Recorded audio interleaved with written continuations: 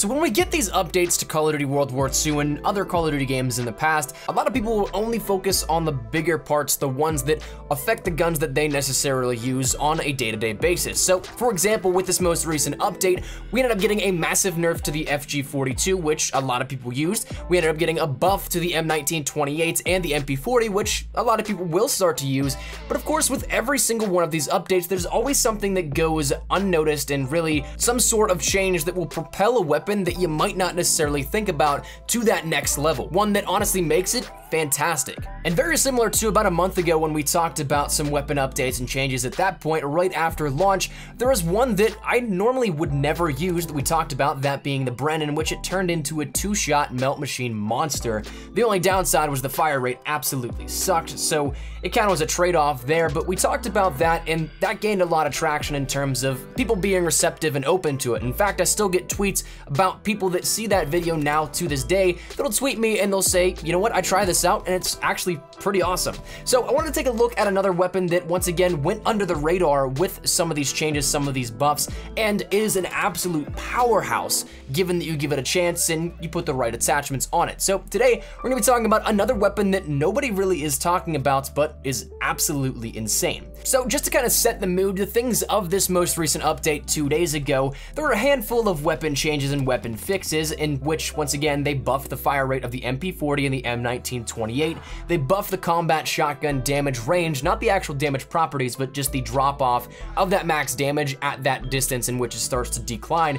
Then we also ended up getting the nerf for the FG42 that adjusted recoil and the fire rates, and we also had a nerf for the machine pistol's damage, in which right now that thing is still kind of okay, but kind of a pea shooter, definitely nowhere near where it was whenever CWL Dallas was going on, and that was pretty much anybody used all weekend in the tournament, and then it reciprocated to being something that was used in public matches as well. But one of the things that really I think probably was at that lower priority of what people really cared about was a class-wide LMG movement speed buff and recoil buffs for the MG15 and the Lewis. And we talked a little bit about this in that update video, that recap video talking about everything, the big major portions of this update a couple of days ago, but I didn't really touch too much on it because, again, I didn't really think too much of it. But as I do with a lot of things after updates, I like to play around with the adjusted weapons in question and just see for myself, is it worth actually trying to use these or not? And I'll tell you one thing, the Lewis is absolutely worth it. So believe it or not, the Lewis LMG is actually a monster. And as I mentioned the last time we did one of these videos with the Bren, I'm not really an LMG type of person. LMGs to me are kind of just reserved for that more so conservative playstyle, but still willing to get in the action a little bit. Or if you mount it, of course, you can't really move all that much, but I'm not really that much of an LMG person. But the Lewis, with this movement buff and the recoil buff, honestly makes it a walking tank. Now, if you go into the armored division, you take a look at the movement speed differences from, say, beforehand, if you had footage of that, and afterwards, you're probably not gonna notice an incredible amount of movement speed difference, though it is buffed to make it a little bit faster while moving with this. But where you really start to notice it is where we start to build this class setup that I wanna give you guys, because if you end up throwing infantry on, one of the top tier perks for that infantry division is that you end up having increased movement speed when aiming down sight. And the strafing movement speed with infantry, given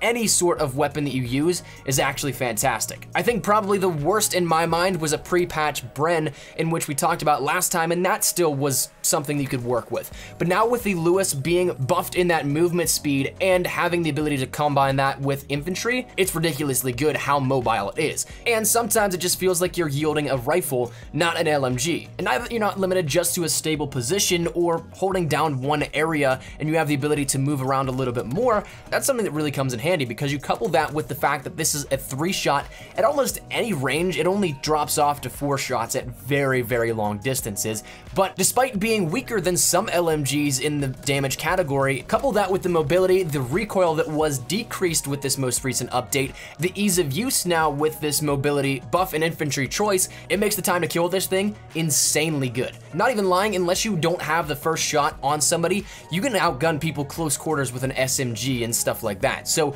it's something that definitely is, I think, worth at least giving a try.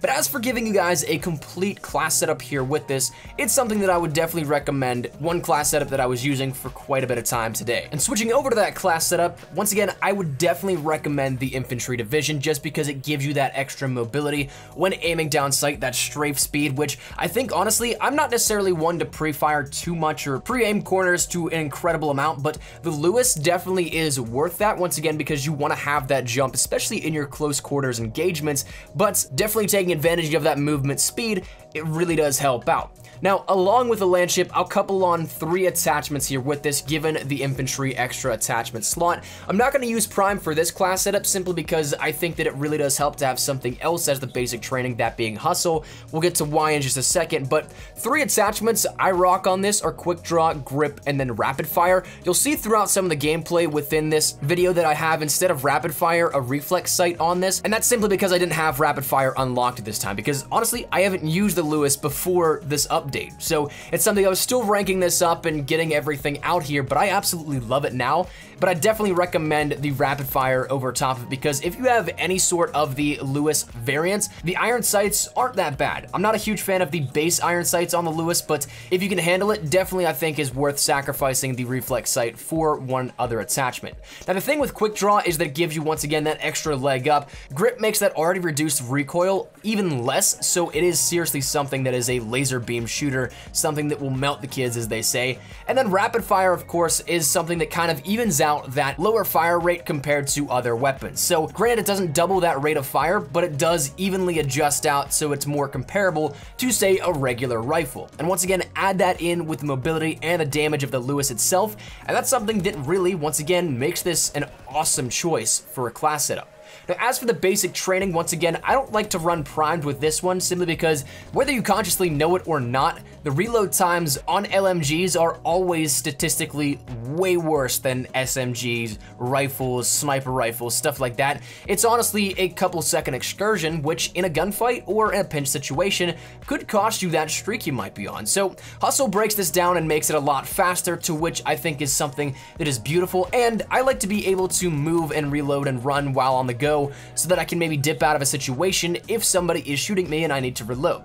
Now that said, that leads me into the secondary and the lethal. I only run the secondary with the machine pistol and the frag grenade, but that's something that again is not necessarily needed because I'll usually just gun people with the Lewis, and with the infantry offering additional magazines, I still have a lot of time left to stay alive before I expend all that ammo. And the nice thing that also, even with rapid fire on the Lewis, the magazine size of 47 on the Lewis without extended mags is still beautiful in the fact that you can blow through ammo, but it doesn't actually require you to reload every 5 seconds. You can still go on like a 5 kill streak without having to even think about reloading if your shots are accurate and if you end up having enough enemies in a close enough quarters that you can just go from one to the next. Now another thing that's beautiful about rapid fire as well with the Lewis is that it doesn't necessarily kill recoil all that much. The recoil adjustment the Lewis ended up getting with this update the other day, it's something that even with rapid fire, it's still incredibly controllable and incredibly manageable, to the point of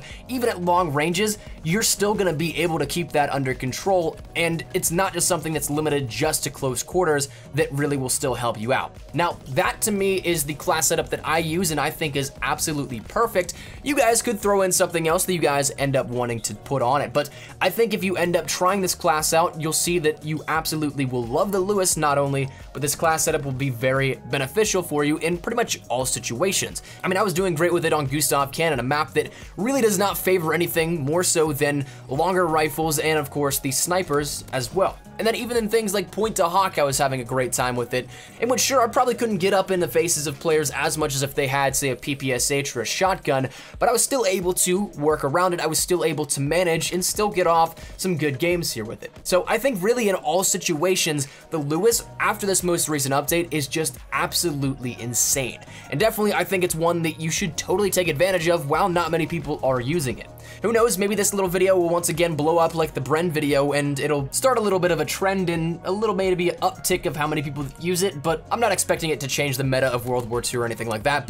And even still, I just want to share this with you guys because I've had a lot of fun with this weapon, not only, but also I've done incredibly well with it. So something that, once again, 2 nice little perks out of this, and one that kind of flew under the radar with the most recent update. So that said, I think that's where we're gonna wrap it up here. I want to let you guys know about this because, once again, not many people are talking about the Lewis, even though it had a lot of things that really drastically helped it as an LMG. So check it out for yourself, maybe give this class setup a try, and if you do, make sure you end up tweeting me over on Twitter your results, what you think of it, and of course, leave me your thoughts down there in the comment section as well on what you think about this weapon. If it's something that you absolutely love, you absolutely hate, you can't get used to it, you absolutely think that, wow, how did nobody else see this? Whatever it may be, let me know your thoughts down there in the comment section down below. But hopefully you guys enjoyed the video, and if you guys did, make sure you drop a like down below, and of course, if you guys are new to the channel, make sure you guys subscribe. We're on that road to 100,000 subscribers, oh so close. And if you guys want to stay up to date with anything regarding World War II, best class setups, underrated weapons like this one, tips, tricks, news, information, breakdowns, leaks, all that stuff, we got you covered here up on the channel. So if any of it interests you, make sure you hit that subscribe button so you don't miss a single thing. And finally, if you guys want to follow me over on Twitter, that's the best place to get connected with me outside of YouTube. Practically live on Twitter, so if you guys want to strike up a conversation, ask me a question, whatever it may be, link is down there in the description below. With all that said and out of the way, hope you guys had a fantastic day. Thank you so much for watching. Mine has been Espresso. Hopefully you guys try this one out. I'll see you in the next one. Take care and peace.